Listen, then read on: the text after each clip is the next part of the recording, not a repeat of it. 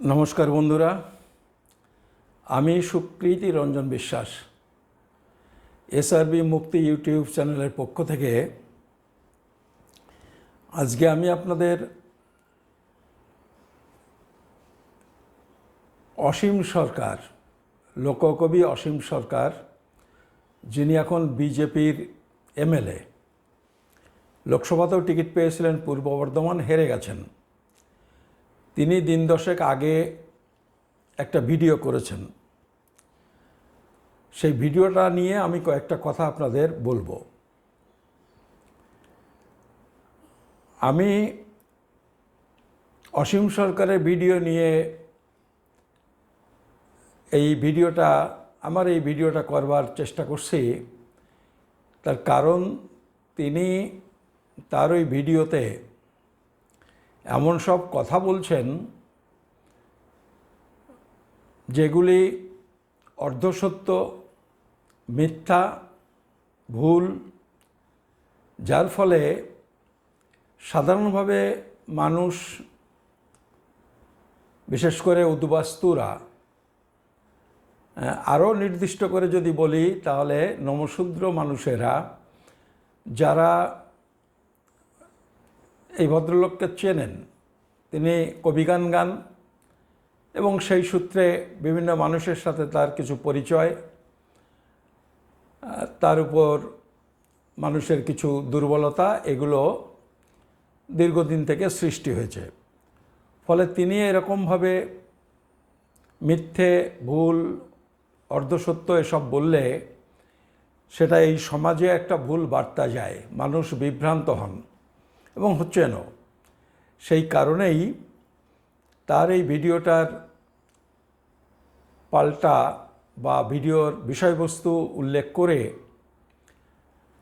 যেটা সত্য, যেটা ইতিহাস, সে সম্পর্কে দুই চারটে কথা বলা জরুরি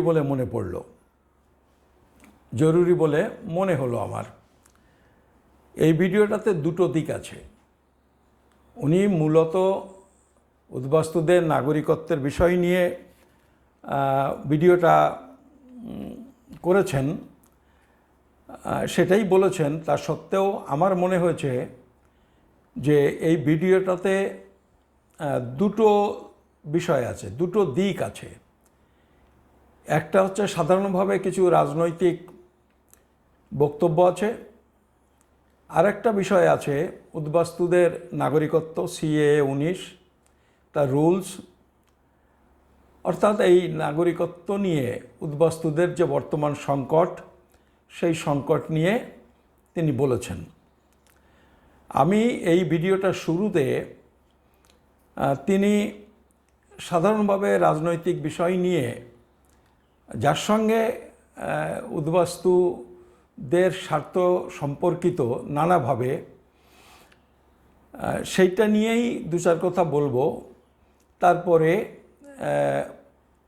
সরাসরি উনি নাগরিকত্ব বা রুলস, কার-19 এবং রুলস নিয়ে যে কথাগুলো বলেছেন, সেই বিষয় নিয়েও দু চারটে কথা আমি আপনাদের বলবো। দেখুন, উনি কংগ্রেসকে নিন্দা করেছেন। কংগ্রেসকে নিন্দা করবেন, কংগ্রেসের বিরোধিতা করবেন, সমালোচনা করবেন, এটা হতেই পারে। আমরাও করি, আমিও করি। আমার বহু লেখা আছে, বই আছে কংগ্রেসের বিভিন্ন নীতির বিরুদ্ধে। কিন্তু উনি যেটা করেছেন তাতে আমার মনে হয়েছে যে একটা সাম্প্রদায়িক দৃষ্টিভঙ্গি থেকে তিনি মুসলমানদের বিভিন্ন সুযোগ সুবিধার প্রশ্ন তুলে যেভাবে কংগ্রেসকে আক্রমণ করেছেন, সেটা আসলে কংগ্রেসকে আক্রমণ করা নয়, সেটা আসলে মুসলিম বিদ্বেষ প্রচার করা, সাম্প্রদায়িক মেরুকরণের চেষ্টা করেছেন। যে বিষয়টা অত্যন্ত গুরুত্বপূর্ণ বলে আমার মনে হয়েছে এবং তা নিয়ে আমি দুটো চারটে কথা আপনাদের বলতে চাই। ধরুন, উনি বলা যায় অনেকটা অপ্রাসঙ্গিকভাবে উনি নাগরিকত্বের বিষয়টা নিয়েই, মানে উদ্বাস্তুদের নাগরিকত্বের সমস্যা নিয়েই বলবার জন্যে ভিডিওটা করেছেন বলে মনে হলো। এবং সেখানে এগুলো এনেছেন বলা যায় অনেকটা অপ্রাসঙ্গিকভাবে। তা সে যাই হোক, তিনি এনেছেন যদি তিনি সত্যি কথা বলতেন, যদি ইতিহাস বলতেন, যদি এইভাবে সাম্প্রদায়িক বিদ্বেষের বিষ ছড়াবার চেষ্টা না করতেন, তাহলে এটা নিয়ে কথা না বললেও চলতো। যেটা সমস্যা হয়েছে, ব্যক্তিগতভাবে তিনি মুসলিম বিরোধী কিনা সেটা একটা আলাদা প্রশ্ন, কিন্তু উনি বিজেপির এমএলএ হওয়ার কারণে উনি কিছু ওই চটি বই যেগুলো আরএসএস প্রচার করে, একেবারে একটা উদ্দেশ্য প্রণোদিতভাবে একটা সাম্প্রদায়িক দৃষ্টিভঙ্গি থেকে উনি সেইগুলি পড়ে পড়ে এই সমস্ত বক্তৃতাগুলো বা ইতিহাসের কথা বলছেন, এবং এইটাই হয়ে যাচ্ছে সমস্যা। যেমন তিনি মুসলিম পার্সোনাল ল এ সম্পর্কে বলেছেন। আসলে মুসলিম পার্সোনাল ল বোর্ড এগুলো যে বহু পুরনো, এটা যে স্বাধীনতার পূর্ব থেকেও এগুলো ছিল, এই বিষয়গুলো তিনি জানেন না, এবং তিনি এসবই কিন্তু চাপিয়ে দিচ্ছেন কংগ্রেসের ঘাড়ে। তিনি ৭০ ধারা তুলেছেন, ৩৭০ ধারা বিষয়টা তুলেছেন, কিন্তু আমার ধারণা উনি নিজেই ৩৭০ ধারা সম্পর্কে তেমন কিছু জানেন না। এটা আমি অসীমবাবুকে বলছি, আপনি কি জানেন ৩৭০ ধারাটা কি? আমি যেটুকু জানি একটু বলি, আপনি শুনে নিন, তারপরে আপনি আপনার ধারণার সাথে একটু মেলাবেন। ৩৭০ ধারা আর কিছুই নয়। ৩৭০ ধারাটা আসলে কাশ্মীরের ভারতভুক্তির চুক্তি, সেই চুক্তির শর্ত, যে শর্তে কাশ্মীর ভারতের সাথে অন্তর্ভুক্ত হয়েছিল। যারা ইতিহাস কিছুটা জানেন তারা জানেন যে গোটা মুসলিম পর্যায়কাল জুড়ে, মানে সেই সুলতান আমল, মোগল আমল, তারপরে ইংরেজ আমল, এই গোটা পর্যায়কাল জুড়ে ওই সামান্য ২-৪ বছর এদিক ওদিক আছে, কখনো তারা দখল করেছে, আবার কাশ্মীরিরা অল্পকালের মধ্যেই মুক্ত হয়ে গেছেন, সেসব জায়গায় আমি যাচ্ছি না। এই গোটা পর্যায়কালটা কিন্তু কাশ্মীর স্বাধীন ছিল, ভারতের সাথে কোনো দিন ছিল না।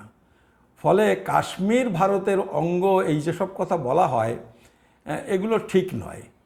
আসলে করাচি, লাহোর, পাঞ্জাবের পশ্চিম পাঞ্জাব এগুলো ভারতের অংশ। ঢাকা, ফরিদপুর, যশোর, খুলনা, ময়মনসিংহ এগুলো কিন্তু ভারতের অংশ, যেটা আমরা মুসলমান অধ্যুষিত এলাকা বলে একটা চুক্তির মাধ্যমে যখন দেশ স্বাধীন হয়েছে, পাকিস্তান ভারত হয়েছে, ছেড়ে দেওয়া হয়েছে। কিন্তু তখনও কিন্তু কাশ্মীর স্বতন্ত্র স্বাধীন রাষ্ট্র। ওই রাষ্ট্রের যে রাজা হরি সিং, উনি একটা চুক্তিটা করেন 1947 সালের 26শে অক্টোবর, মানে 47 সালের 15ই আগস্ট দেশ স্বাধীন হয়েছে, তখনও কিন্তু কাশ্মীর স্বাধীন রাষ্ট্র। তারপরে অক্টোবর মাসে, ওই বছরই অক্টোবর মাসে হরি সিং ভারতের সাথে বলা যায় সেই উনি জওহরলাল নেহরু করেছেন, উনি তখন প্রধানমন্ত্রী ছিলেন, তার সাথে একটা চুক্তি করে ভারতভুক্তি হয়। ফলে কাশ্মীরটা যে ভারতের সাথে যুক্ত হলো, এইটা কিন্তু কংগ্রেসেরই অবদান। ভালো বলুন আর মন্দ বলুন সেটা আলাদা কথা, কিন্তু কংগ্রেসের সময় হয়েছে, কংগ্রেস যেটা করেছে তাতে নেতৃত্ব দিয়েছেন নেহেরু। এবং সেইখানে কি শর্তে কাশ্মীর যুক্ত হলো, সেই শর্তটা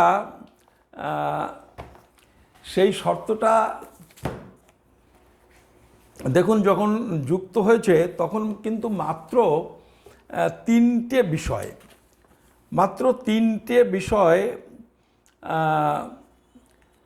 ভারত সরকার নিয়ন্ত্রণ করতে পারবে, এইটাই কথা হয়েছিল, চুক্তিতে হয়েছিল। কি প্রতিরক্ষা, বিদেশ আর যোগাযোগ, আর বাদবাকি কোনোটার উপরে কোনো খবরদারি ভারত সরকার করবে না, এই শর্তেই ভারতের সাথে যুক্ত হয়েছিল। মানে সেখানে যিনি প্রধান হবেন তিনি প্রধানমন্ত্রী হবেন, তিনি কিন্তু মুখ্যমন্ত্রী হবেন না, প্রধানমন্ত্রী। ফলে ওখানে রাজ্যপাল নিয়োগ হবে না, এরকম সব শর্ত ছিল, আমি ডিটেলসে যাচ্ছি না। তো এইটা এবারে স্বাভাবিকভাবে ৩৭০ ধারা চুক্তি বাতিল হলে তো ভারতের সাথে সংযুক্তির শর্তটাই বাতিল হয়ে গেল, তাই না? সাধারণভাবে তো এইটা বলা যায়। তো এই যে 370 ধারা, এই 70 ধারা নিয়ে তিনি যে সমস্ত কথা ওই ভিডিওর মধ্যে বলেছেন একদম বেঠিক বলেছেন। তারপরে কি সংখ্যালঘু বিল বলছেন কংগ্রেস এনেছে, আমিও তো অত বুঝি না। সংখ্যালঘু মন্ত্রক করেছে, তা সংখ্যালঘু মন্ত্রক করেছে, তফসিলি মন্ত্রক হয়, সংখ্যালঘু মন্ত্রক হয়, এতে অসুবিধাটা কী আছে? সংখ্যালঘুদের কিছু আলাদা অধিকার আছে, আলাদা কিছু বিষয় আছে, এবং সেটা কংগ্রেস দিয়েছে। শুধু তাই না, কংগ্রেস দিয়েছে এই অর্থে বলা যায় যে কংগ্রেসের তত্ত্বাবধানেই সংবিধান তৈরি হয়েছে। ফলে এই সংখ্যালঘুদের যে আলাদা অধিকার, সেইটা কিন্তু কংগ্রেস দেয়নি, এই সংবিধান দিয়েছে। গণপরিষদ এটা ঠিক করেছিল। সেই গণপরিষদে শ্যামাপ্রসাদ মুখার্জি বা এরকম লোকজনও ছিলেন, আম্বেদকরও ছিলেন, এরা সবাই মিলে যে গণপরিষদটা তৈরি হয়েছিল, সেখানে কিন্তু সংখ্যালঘুদের কিছু অধিকারের কথা বলা হয়েছে। তো সংখ্যালঘুদের অধিকার থাকলে সেগুলো কি হলো, কতটা হলো না হলো, তার জন্য একটা মন্ত্রক থাকা তো খুব স্বাভাবিক। তো এইটা নিয়ে তিনি যে বিরোধিতা করছেন, এটা আসলে মুসলমানদের বিরুদ্ধেই তিনি বলতে চেয়েছেন। মুসলমানদের বিরুদ্ধে মানুষকে উস্কে দেওয়ার মনোভাব নিয়ে তিনি এই কথাগুলো বলেছেন। তিনি কিন্তু আবার এই সাথে সাথে বলছেন আমরা সংবিধান মেনে চলি, সংবিধান পবিত্র, সংবিধানের প্রতি আস্থা আছে। তাই সংবিধানের প্রতি যদি আস্থা থাকে তাহলে এই কথা উনি বলতে পারেন না। তারপরে তিনি বলছেন যখন দেশ স্বাধীন হয়েছিল তখন নাকি পাকিস্তান আলাদা মুসলিম কান্ট্রি আর ভারতটা নাকি হিন্দুস্তান।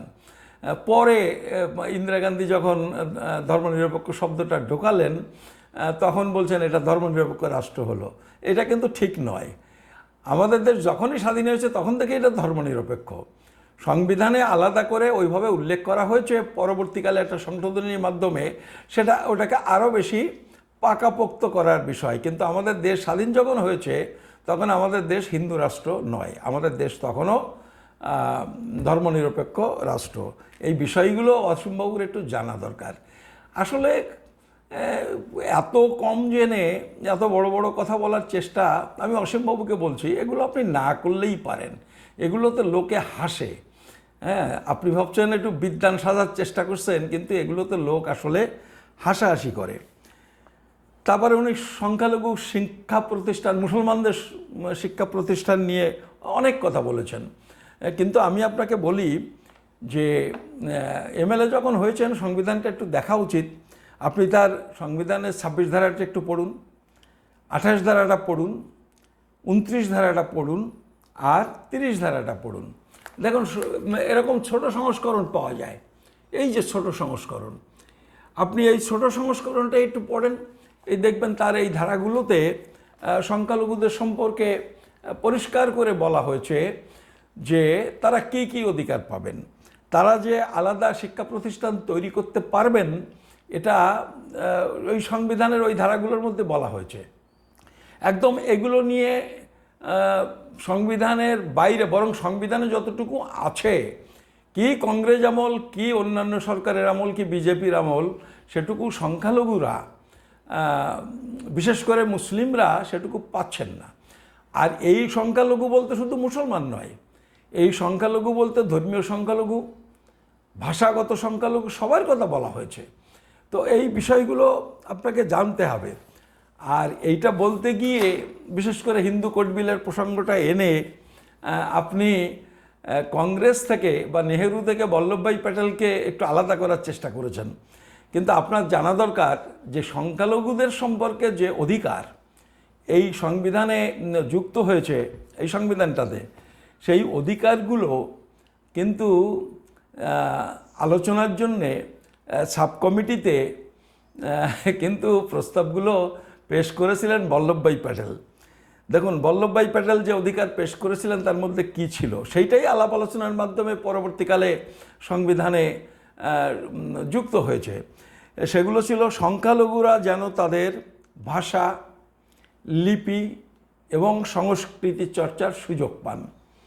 এটা বল্লভভাই প্যাটেলের আনা প্রস্তাব। তারপরে বলছেন 2 বলছেন ভাষা এবং ধর্মের কারণে সংখ্যালঘুরা যেন সরকারি শিক্ষা প্রতিষ্ঠানে ভর্তির ক্ষেত্রে কোনো রকম পক্ষপাতিত্বের শিকার না হন। 3 নম্বরে বলছেন সংখ্যালঘুরা নিজেদের ইচ্ছে মতো কোনো শিক্ষা প্রতিষ্ঠান নির্মাণে যেন বাধা না পান। আপনি ওই যে শিক্ষা প্রতিষ্ঠানের কথা বলেছেন, পরিষ্কার বলেছে সংখ্যালঘুরা নিজেদের ইচ্ছে মতো কোনো শিক্ষা প্রতিষ্ঠান নির্মাণে যেন কোনো বাধা না পান। 4 নম্বরে বলেছে গোষ্ঠী, ধর্ম অথবা ভাষাগত সংখ্যালঘুদের দ্বারা পরিচালিত শিক্ষা প্রতিষ্ঠানে সরকারি সাহায্যের ক্ষেত্রে যেন কোনো রকম পক্ষপাতিত্ব করা না হয়। এই সবগুলোই কিন্তু বল্লভভাই প্যাটেল এই প্রস্তাবটা এনেছিলেন। আপনার ইংরেজি পড়ে যদি সমস্যা হয় আপনি আমার লেখা আম্বেদকরের বইটা একটু পড়ে নেবেন।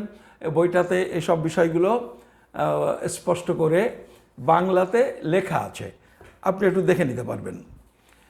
আর হিন্দুদের জন্য কিছু নেই আপনি এগুলো বলছেন তা না, আপনি দেখবেন ওখানে ওই 26 ধারাতে সেখানে বলেছে সব ধর্মের তার নিজস্ব প্রতিষ্ঠান তৈরি করা, নিজস্ব সংস্থা তৈরি করা, মানে হিন্দুদেরও এই অধিকার কিন্তু সংবিধান দিয়েছে। এটা শুধু সংখ্যালঘুদের দিয়েছে তারা, সংখ্যালঘুদেরটা পরে এসেছে 29-30-এ, 26-28 জায়গায় কিন্তু সব ধর্মের মানুষকে অধিকারের কথা এখানে বলা হয়েছে। এগুলো আপনি একটু পড়ে নেবেন। তো এই কতকগুলো বিষয় উনি বলেছেন। তারপরে বলছেন, ওর মধ্যে বলছেন যে কংগ্রেসের নেতৃত্বে পাকিস্তান হয়েছে। আরে কংগ্রেসের নেতৃত্বে পাকিস্তান হবে কেন?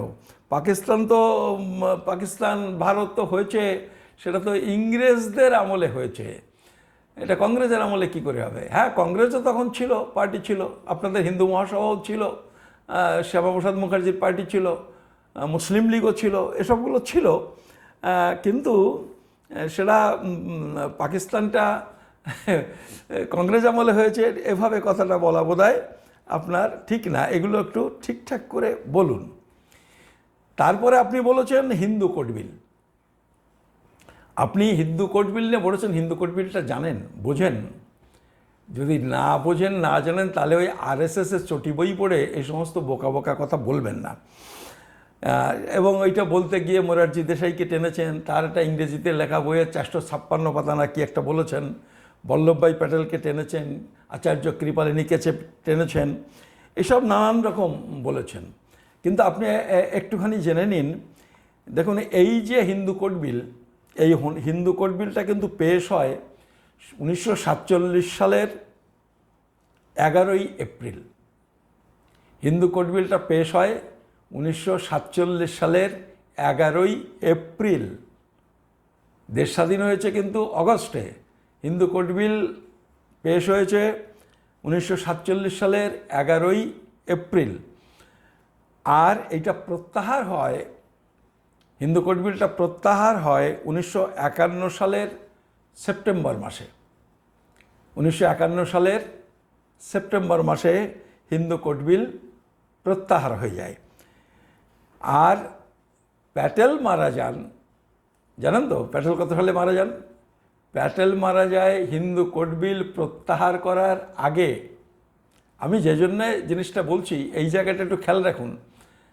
কোন সালে বিলটা প্লেস হয়েছে তার থেকে বিষয় হলো কোন সালে প্রত্যাহার হলো। প্রত্যাহার হলো 51 সালের সেপ্টেম্বর মাসে। আর প্যাটেল হার্ট অ্যাটাক করে মারা যান 1950 সালের 15ই ডিসেম্বর। তার মানে প্যাটেল মারা যাওয়ার পরে হিন্দু কোড বিল প্রত্যাহার হয়, উইথড্র হয়। কয় বছর পরে? 3 বছর 4 বছর ধরে হিন্দু কোড বিল আলোচনা হয়, তারপরে প্রত্যাহার হয়। যখন প্রত্যাহার হয় তখন বল্লভভাই প্যাটেল মারা গেছেন। ফলে বল্লভভাই প্যাটেল মারা যাওয়ার পরে পাশ করা হয়েছে এই কথা ঠিক না। বল্লভভাই প্যাটেল মারা যাওয়ার পরে পাশ হয়েছে, সেই হিন্দু কোড বিলটা আলাদা। এই যে হিন্দু কোড বিল যেটা প্রত্যাহার হলো, আমি যে সময়কালটা বললাম, এইটা ডক্টর আম্বেদকর যে হিন্দু কোড বিলটা তৈরি করে পেশ করেছিলেন এবং তিনি পাশ করাবার চেষ্টা করেছিলেন। আসলে তিনি স্বাধীন ভারতে যখন মন্ত্রিত্ব নিলেন, আইনমন্ত্রী হতে সম্মত হলেন স্বাধীন ভারতে, তখন কিন্তু তিনি প্যাটেলকে বলেছিলেন ওই যে হিন্দু কোড বিল, ওই হিন্দু কোড বিল যদি পাশ করাতে কংগ্রেস সহযোগিতা করে তাহলেই তিনি এই আইন মন্ত্রকের দায়িত্ব নিতে রাজি আছেন। এই শর্তে তিনি আইন মন্ত্রকের দায়িত্ব নিয়েছিলেন। ফলে এইটা এই কংগ্রেসের কনজারভেটিভ অংশ কিন্তু এটা চাননি। এবং জানি না নেহেরু ওই ফর্মে হয়তো চাননি, যার জন্য অনেকটা ডাইলুট করে, অনেকটা তরল করে, সংশোধন করে পরবর্তীকালে উনি এটা পাশ করান। তো হিন্দু কোড বিলটা কী, মানে এই যে বলছেন অসীম সরকার, উনি জানেনই না হিন্দু কোড বিল, উনি হিন্দু মুসলিম জানেন বলেই বলছেন হিন্দু কোড বিল। হিন্দু কোড বিল হলো, এই হিন্দু কোড বিলের সবথেকে আগ্রহ ছিল ডক্টর আম্বেদকরের। আম্বেদকর বলেছিলেন যে এই হিন্দু কোড বিলের মতো কোনো বিল ব্রিটিশ ইন্ডিয়ার পার্লামেন্টে কোনো দিন এত গুরুত্বপূর্ণ বিল পেশ হয়নি, এবং উনি বলেছেন সম্ভবত আর আগামী দিনেও কোনো দিন ইন্ডিয়ান পার্লামেন্টে এর সাথে তুলনীয় গুরুত্বপূর্ণ বিল আর কখনো পেশ হবে না। এতটাই গুরুত্বপূর্ণ তিনি মনে করেছিলেন এই বিলটাকে। এই বিলটাতে আমাদের সমাজের ওই যে সংরক্ষণ বা কনজারভেটিভ হিন্দুরা নারীদের কোনো অধিকার স্বীকার করেনি, এবং সেটা ওই মনুসংহিতার ধারাবাহিকতায় আমাদের হিন্দু সমাজটা তৈরি হয়েছিল, যেখানে নারীদের কোনো অধিকার ছিল না। হিন্দু কোড বিলটাতে মূলত হিন্দু নারীদের অধিকার দেওয়ার জন্যে এই হিন্দু কোড বিল আনা হয়েছিল, যেখানে হিন্দু মহিলাদের তার বাবার সম্পত্তির অধিকার ছিল না, সেইটা দেওয়ার কথা বলা হয়। মহিলাদের বিবাহ বিচ্ছেদের অধিকার ছিল না, সেই অধিকার দেওয়া হয়। মেয়েদের অভিভাবকত্বের অধিকার ছিল না, সেইটা দেওয়া হয়। এইরকম মেয়েদের যে সমস্ত অধিকার সেইগুলোই হিন্দু কোড বিলে আনা হয়েছিল। আরও ডিটেলস আছে, আমি অতটা ইয়েতে যাচ্ছি না। ফলে এইটা হয়তো জানেন না, উনি হিন্দু মুসলিম করার জন্যে হিন্দু কোড বিলটাকে তুলে কতকগুলো আজে বাজে কথা এখানে বলে দিলেন। তো এই সমস্ত বিষয়গুলো নিয়ে কয়েকটা কথা বলার প্রয়োজন ছিল বলে আমি এই বিষয়টা একটু অবতারণা করলাম। এরপরে সেটা উদ্বাস্তু প্রশ্নেই আসি। উদ্বাস্তু প্রশ্নে উনি শুরুতেই কংগ্রেসকে খুব আক্রমণ করেছেন যে কংগ্রেস সর্বনাশ করেছে, আর যত যা ভালো কিছু করেছে বিজেপি। তা অসীমবাবু, আপনি তো কিছুদিন আমাদের সাথে এগুলো করেছিলেন, যেটুকু যা বলেন, যেটুকু যা শিখেছেন সেটুকু তো আমাদের সাথে কয়েকদিন ঘুরেছিলেন, আমাদের কিছু বুকলেট টুকলেট পড়েছেন, আর এখনও যা বলেন আমাদের এই যে সব ভিডিওগুলো জেনে টেনে শুনে টুনেই বলেন, সেটা আমরা বুঝতে পারি। এবং এটা আপনি ওই বলছেন জগন্নাথ দেব, আমাদের ভগবান জগন্নাথ দেবের কথা বলছেন আপনি, দল ধরে যাওয়ার জন্যে বলছেন। আর এক ঠাকুরমশাই, ঠাকুরনগরে আছেন, তার কাছে যাওয়ার কথা বলছেন। কিন্তু এইটা ঘটনা ওই আমাদের সাথে একটু ঘোরাঘুরির কারণে আমাদের ভিডিওগুলো দেখেন বলে আপনি যেটুকু জানেন ওই দুজন তাও জানেন না। ফলে তাদের কাছে গিয়ে কি হবে, আপনি যে বলছেন তাদের কাছে গিয়ে কী হবে? আর তারা, এটা ঘটনা, আপনি যেটা পারেন সেটা তারা পারে না। অস্বীকার করার তো উপায় নেই। আপনি এবং আপনার মতো যারা, মানে সে বিজয়বাবু বলুন, রসিকবাবু বলুন, আপনি এমনকি আপনার থেকে জুনিয়র উত্তম সরকার, এদের যে প্রতিভা আছে, সে প্রতিভার 1% প্রতিভাও এই জগন্নাথ দেব আর ঠাকুরনগরের এই ঠাকুর বসায়ের আছে এরকম নয়। আপনাদের এই অসাধারণ প্রতিভা আছে বলে আপনারা কবি গানটা গাইতে পারেন। অল্প লেখাপড়ার জন্যও যে কবি গানটা আপনারা গান, সেটা এই জন্যে পারেন। আর এই কারণেই এই নাগরিকত্বের বিষয়টা শুনে টুনে এদিক ওদিক করে আমাদের সাথে ঘুরে ফিরে যেটুকু শিখেছেন সে পর্যায়ে আপনি ধরে নিতে পেরেছেন, কিন্তু সেটা তারা পারবে না, সেটা তার পারেনি। ফলে সেখানে গিয়ে কোনো লাভ নেই, তাদের ক্ষমতা নেই এইটা নিয়ে অমিত শাহ বলুন, মোদি বলুন, পার্লামেন্টে এইটা নিয়ে ডিবেট করা, এইটা তোলা, এইটা নিয়ে আলোচনা করা, এই ক্ষমতা তাদের নেই, তাদের সে সাহসও নেই, সে যোগ্যতাও নেই। ফলে এইসব প্রশ্ন আপনি ছাড়েন। এই যে একেবারে সংকীর্ণ জায়গা থেকে আপনি পার্টির জন্যে সমাজের যে ক্ষতি আপনি করছেন, এই জিনিসগুলো একটু বন্ধ করুন। আপনি বলছেন যে রুলস দেখে নিতে বলেছিলেন ওই ঠাকুরমশাইকে, তা তাদের ডাকেইনি। এতে আপনারা বোঝেন না যে আপনাদের গুরুত্ব কতটা? বোঝেন কি না? আপনারা তো বলেছিলেন রুলস বেরোবার পরে যে আপনারা বলেছেন এরপরে ওইটা আরও ডাইলুট হবে, আরও সরলীকৃত হবে। এখন সেই জায়গা থেকে তো একেবারে ঘুরে ফিরে অন্য জায়গায় চলে গেছেন। কি চলে যাননি? আপনি বলছেন আপনি নাকি মিথ্যে কথা বলেন না, তারপরে আরও কি একটা কথা বলেছেন দেখলাম, আইনে যা লেখা আছে তাই বলেন, মিথ্যে কথা বলেন না, ইত্যাদি ইত্যাদি যা বলছেন, তা আপনারা এগুলো বলেননি যে আপনাদের সাথে কথা হয়ে গেছে, এগুলো আরও ডাইলুট হবে, এখন দল ধরে 2000-3000 লোক ওদিকে যেতে বলছেন কেন? এটা আপনারা মিথ্যে কথা বলেননি, কারণ তখন সামনে ভোট ছিল, ফলে এটা বলেছেন। আর ওই ভোট হয়ে গেছে মানে আর ফস করে না, আর বিজেপির কাছ থেকে কিছু ফস করবে না। আপনি যেটা বলছেন বিজেপিই করবে, বিজেপি যা করার করে দিয়েছে, আর বিজেপির লেজে লেজে ঘুরে কোনো লাভ নেই। আপনি নিজে অনেকবার বলেছেন যে যখন মরিচঝাঁপি করেছিল, মরিচঝাঁপির ঘটনা ঘটেছিল, তখন সিপিএমের মধ্যে তফসিলি এমএলএ যারা ছিল তারা কেউ পদত্যাগ করেননি।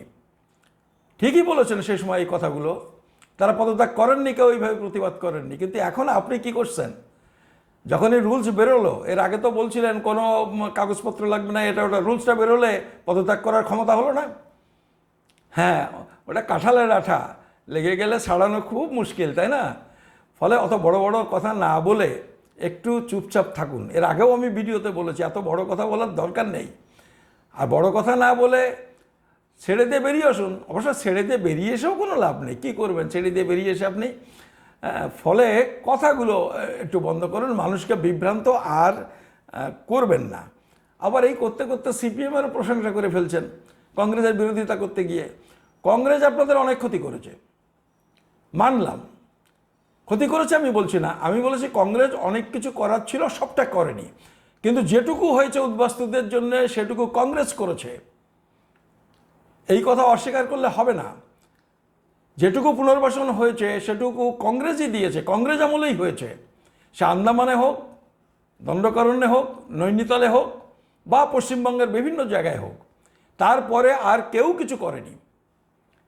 এইটা মিথ্যে নয়।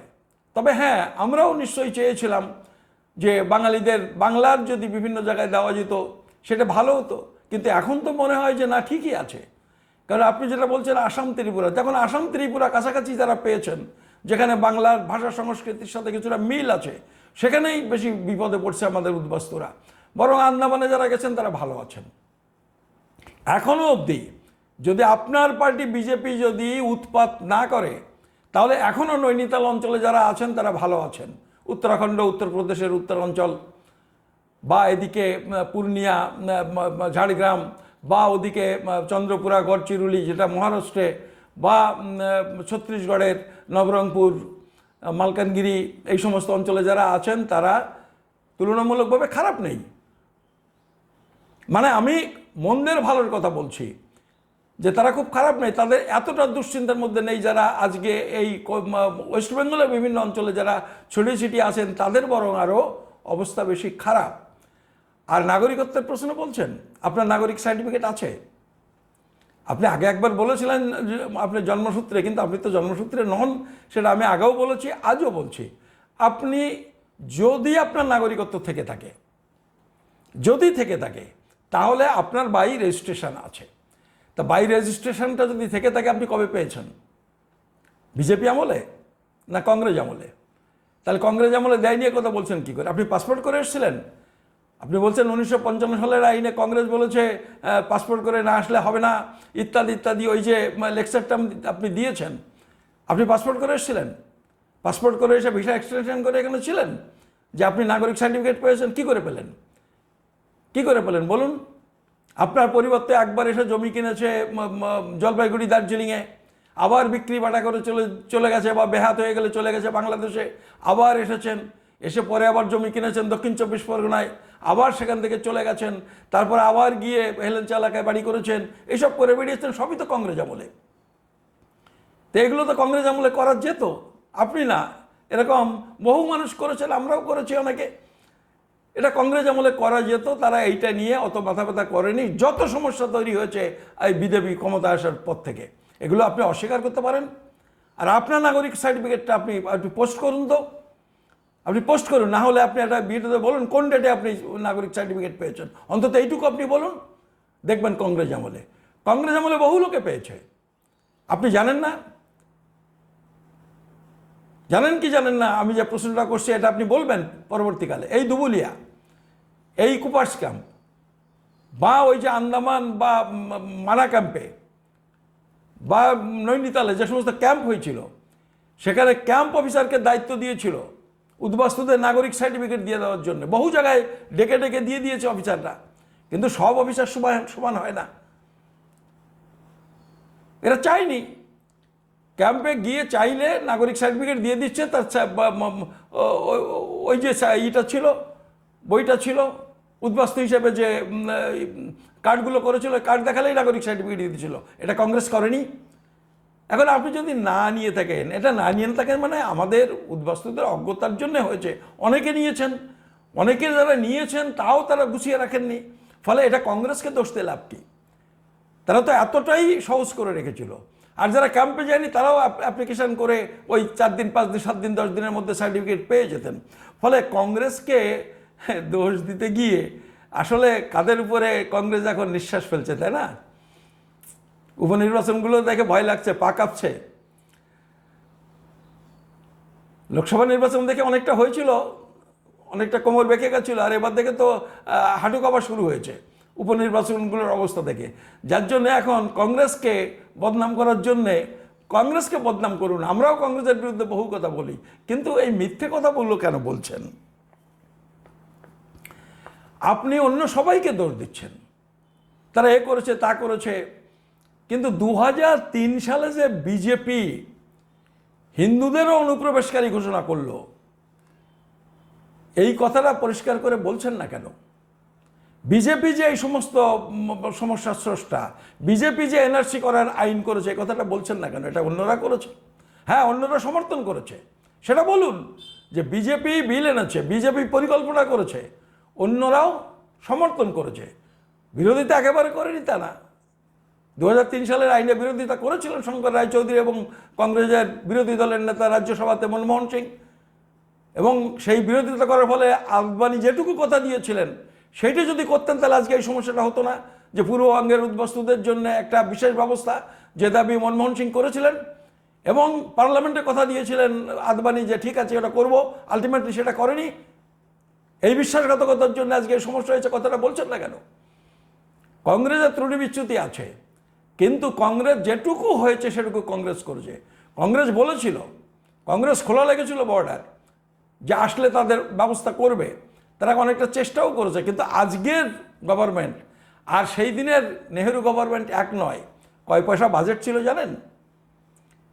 আম্বেদকরের ওই পদত্যাগপত্রটা দেখেন, বোধহয় 351 কোটি টাকা বাজেট, 351 কোটি টাকা বাজেট। এই নিয়ে গভর্নমেন্ট চালাচ্ছিলেন, এই নিয়ে উদ্বাস্তুদের সামাল দিচ্ছিলেন এই কংগ্রেস গভর্নমেন্ট। সেই গভর্নমেন্ট আজকের মতো এতটা আর্থিকভাবে শক্তিশালী গভর্নমেন্ট ছিল না। ফলে বিষয়টাকে বুঝতে হবে, না বুঝে এই সমস্ত কথাবার্তা এভাবে বলবেন না। এভাবে বললে মানুষের মধ্যে বিভ্রান্তি তৈরি হয়। আজকে কংগ্রেসের কাছে গিয়ে এই নাগরিক সমস্যার সমাধান করা ছাড়া কোনো পথ নেই, কোনো পথ নেই। বিজেপি করবে না, সেটা আপনিও বুঝে গেছেন। আপনারা যে যে কথা বলেছেন, আপনাদের মুখ পুড়েছে, আপনাদের কথা শোনে না, শুনবে না। আর এইটা নিয়ে বিজেপি যেটুকু করার করে দিয়েছে, আর বিজেপি কিছু করবে না। ফলে ক্ষমতায় আজকে বিজেপি আছে, ক্ষমতা তার সব ঠিক আছে, কিন্তু বিরোধী দল হিসেবেও তারা চাপ সৃষ্টি করতে পারে কংগ্রেস এবং ইন্ডিয়া জোট। আর আগামী দিনে তো আপনার গভর্নমেন্ট থাকবে না, আপনি বুঝতে পারছেন। খুব বেশি হলে এই 5.5 বছর 5 বছর। ফলে আজকে কংগ্রেসের বিরুদ্ধে আর এই বিষোদ্গার করে লাভ নেই। আলটিমেটলি যদি হয়, আমি জানি না কংগ্রেস করবে কিনা, যদি হয় কংগ্রেস করবে, কিন্তু নিশ্চিতভাবে জানুন যে বিজেপি এইটা কিছু করবে না।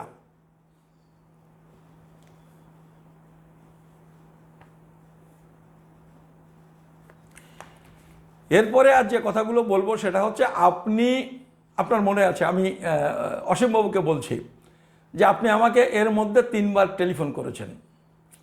3বার টেলিফোন করে আপনি আমাকে বলেছেন ইংরেজিতে একটা চিঠি তৈরি করে দিতে, ঠিক কী হলে উদ্বাস্তু সমস্যার সমাধান হয়, কি দাবি রাখা যায়, কি পরিবর্তনটুকু দরকার আইন এবং রুলসে। আপনি আমাকে বলেছেন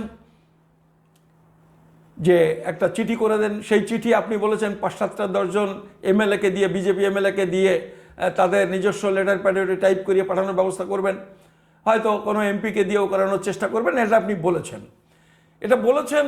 আমি এখানে বলছি এটাতে আপনি দোষ নেবেন না কিছু। আমিও মনে করি না আপনি আমাকে এটা বলেছেন এটা দোষের কিছু, এটা দোষের কিছু নয়। এটা হতেই পারে। দেখুন, বড়বাবু মানে কপিল কৃষ্ণ ঠাকুর যখন এমপি হলেন, এমপি হয়ে 7 দিনের মধ্যে আমাকে ডাকলেন ঠাকুরনগরে, ডেকে বললেন সুকৃতি, এই ব্যাপারটা তুমি যেটুকু বোঝো আমরা অতটা বুঝি না, ফলে তুমি একটা চিঠি করে দাও, সেই চিঠিটাই আমি পার্লামেন্টে আমি গভর্নমেন্টের কাছে জমা দেবো, আমি পার্লামেন্টে তুলব। আমি করে দিয়েছিলাম। তিনি কতটা কী করতে পেরেছিলেন, বেশি দিন তো তিনি বেঁচে ছিলেন না, জানেন। আমাকে মমতা ঠাকুরও কয়েকবার বলেছেন, আমি চিঠিপত্র লিখে দিয়েছি। এরা কেন? এর আগে আপনি জানেন বিলটা আইনে পরিণত হয়েছে কত, 3রা ডিসেম্বর 2004। এই যে কাগজটা দেখুন, দেখা যায়, পড়তে পারবেন না, কাগজটা দেখতে পাচ্ছেন, এইটা রাজ্যসভার কাগজ। এটা রাজ্যসভার কাগজ। এ দেখেন লাল রঙের ছাপ মারা রাজ্যসভার, দেখতে পাচ্ছেন লাল ছাপটা। এইটা স্পেশাল মেনশন, এই স্পেশাল মেনশন করেছিলেন RS গাভাই। RS গাভাই মানে এখন ওই যে সুপ্রিম কোর্টের যে গাভাই সাহেব বিচারপতি আছেন না, ওর বাবা। এই RS গাভাই 20-22 বছর ধরে মহারাষ্ট্রের উচ্চকক্ষের স্পিকার ছিলেন, একটানা 20-22 বছর। 3-4 বার এমপি হয়েছেন রিপাবলিকান পার্টি থেকে। তারপরে তিনি বিহারের রাজ্যপাল হয়েছিলেন, কেরলের রাজ্যপাল হয়েছিলেন। এই RS গাভাই, এই তারিখটা হচ্ছে 6 ডিসেম্বর, মানে 2 দিন পর, 3 দিন পর, 3 দিনের দিন। এই নাগরিকত্ব আইন 2003 আইনে পরিণত হয়েছে 3রা ডিসেম্বর, আর উনি 6 ডিসেম্বর এই স্পেশাল মেনশনটা রাজ্যসভায় করেছিলেন। এইটাও আমার লিখে দেয়া। উনি বলেছিলেন যে তুমি এটা লিখে দাও, এই যে এইটা আমি লিখে দিয়েছিলাম একদম পরিষ্কার। উনি তার পেছনে সই করে এইটা জমা দিয়েছিলেন। এতে অত্যন্ত লার্নেড ম্যান ছিলেন, আর আমি তো বাংলাদেশের লোক, ইংরেজি লিখেছি, উনি একটুখানি কারেকশন করে দিয়েছিলেন। আমি এক জায়গায় হ্যাজ লিখেছিলাম, উনি হ্যাপ করে দিয়েছেন নিজের হাতে কেটে। এই দেখেন রয়েছে কাগজটা, দেখেন। আরেকটা জায়গাতে একটা the government of India is শব্দটা বাদ পড়ে গেছিল, উনি ইজটা টিক মেরে এই যুক্ত করে দিয়েছেন। আমার লেখা, আমার তৈরি করে দেওয়া পেপারটাই তিনি স্পেশাল মেনশন হিসেবে রাজ্যসভায় জমা দিয়েছিলেন, তুলেছিলেন। ফলে এইটাতে কোনো দোষের কিছু নেই। আপনি আমাকে বলেছেন, আমি আমার মতো করে দিলাম। তারপরে যদি আপনার মনে হয় আরও 1-2 লাইন যোগ করলেন, বাদ দিলেন, সেটা আপনার ব্যাপার। তা আপনি আমাকে এটা বলছেন, কিন্তু আপনি আমাকে বলছেন, আমিও তার জন্যে জিনিসটা তৈরি করেছিলাম, কিন্তু এখন তো ভাবছি আর আপনাকে আমি পাঠাবো না। কেন পাঠাবো? আপনি আসলে তো যেটা করছেন সেটা উদ্বাস্তুদের জন্য কিছু করছেন না। আপনি যেটুকু করার চেষ্টা করছেন এই সমস্ত করে আসলে বিজেপিতে লোকগুলোকে আটকে রাখা, বিজেপিকে কোনো রকমের ডিফেন্ড করার একটা চেষ্টা আপনি করে যাচ্ছেন। আপনি তো নাগরিকত্ব চাইছেন না, আপনার পার্টির ভিত পরিষ্কার করতে চাইছেন, আপনার নিজের পায়ের তলার মাটিটা শক্ত করার চেষ্টা করছেন। ফলে এই সমস্ত জিনিসগুলো করবেন না। আপনি নিজের লোক বলে যেমন আপনাকে বলছেন, আর আপনার নিজের লোক বলে সেইভাবে আপনাদের গভর্নমেন্টের কাছে তোলা দরকার। শুধু পার্টির ইন্টারেস্ট দেখলে এটা চলে না। ফলে আপনি ওই যে বললেন আপনি কি প্রপোজাল, ওই যে আপনার ভিডিওতে কি প্রপোজাল বলেছেন, এটা ওটা, এই যা যা বলেছেন, কিন্তু তার মধ্যে দিয়ে একটা সুরই ভেসে আসে যে বিজেপি উদ্বাস্তুদের জন্য কিছুই করেনি। K-19 কোনো মানে নেই, এইটাই কিন্তু আপনি আলটিমেটলি বলেছেন।